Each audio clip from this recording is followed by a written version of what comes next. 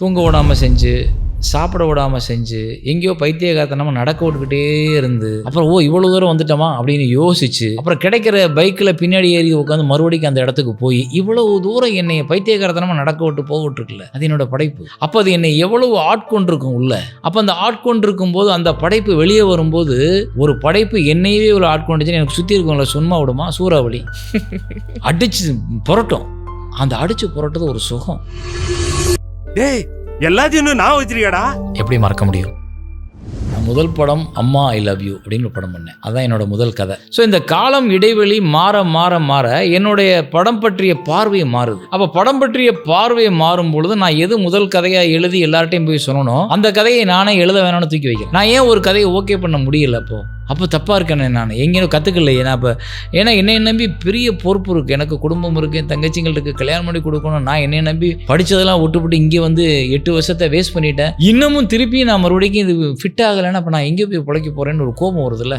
அந்த கோபத்தில் சொல்கிறேன் ஒரு கதை. சார் கடைசியாக ஒரு லைன் சொல்கிறேன் சார், கேளுங்க சார் அப்படின்னு. ஒரு காதலன் தன் காதலியோட இறப்பை அவனே பறையடித்து ஊருக்கு சொல்கிறான் சார் அப்படின்னு. சூப்பராக இருக்குது அப்படின்னாரு. அப்படி சொன்ன கதை தான் பாரதி கண்ணம்மா. பொக்கிஷம்லாம் கிட்டத்தட்ட ஒரு 8 மாதம் தூக்கமே இல்லை. ஏன்னா பொக்கிஷம் அப்படிப்பட்ட ஒரு படம். இங்கேருந்து கல்கட்டாவிலேருந்து நாகூருக்கும் பயணப்படுற ஒரு கடிதங்கள் அடங்கிய கதை. கடிதங்கள் மட்டுமே தான் கதை. கடிதங்களுக்குள்ளே உள்ள கதையை நீங்கள் காட்சிப்படுத்தணும். எவ்வளோ மெனக்கடணும். ஒவ்வொரு கடிதத்தையும் நான் வந்து எனக்கு ஒரு டாஸ்காக பார்ப்பேன். பொக்கிஷம் தான் இருக்கிறதுல ஸ்கிரிப்டில் சேலஞ்சான ஸ்கிரிப்ட்.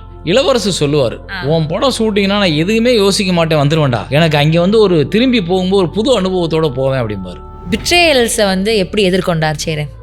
சில நேரங்களில் ஓப்பனாக கேட்டுருவார், ஏன் அப்படி பண்ணீங்க, ரொம்ப வருத்தமாக இருக்கே, நான் ரொம்ப நம்பினேனே உங்களை அப்படின்னு. சேரன்ட்ட ஒரு பெரிய கெட்ட குணம் என்னென்னா, திரும்ப அவங்களுக்கு அதே வாய்ப்பை கொடுப்பாரு. அதே வாய்ப்பை கொடுத்துட்டு திரும்பவும் அதே சூழ்நிலையில் அவர் போய் நிற்பார். ஏமாளின்னு சொல்லக்கூடாது, இல்லை இவருக்கு பொழைக்க தெரியலேன்னு சொல்லக்கூடாது. அது இல்லை, அது நானாக இருக்கேன். எனக்கு உன் மேலே உண்மையிலேயே கோபம் இருந்தால் நான் உன்னை விட்டு விலகி இருப்பேன். அது வரைக்கும் நான் உனக்கு ஒரு வாய்ப்பு கொடுத்துக்கிட்டு தான் இருப்பேன். அப்புறம் நான் பண்ணுற படத்துக்கும் நான் சொல்கிற பேசுகிற விஷயங்களுக்கும் நான் உன்னோட தவறை சுட்டி காட்டி உன்னை மாற்றாமல் உன்னை தூக்கி போட்டுட்டேன்னா அப்புறம் நான் சாதாரண மனுஷனாயிருவேன். நீங்கள் ரசித்து பழகிருங்களேன், நீங்கள் தவறுகளை கூட ரசித்து பழகிருங்களேன், உங்களுக்கு கோவம் வராது.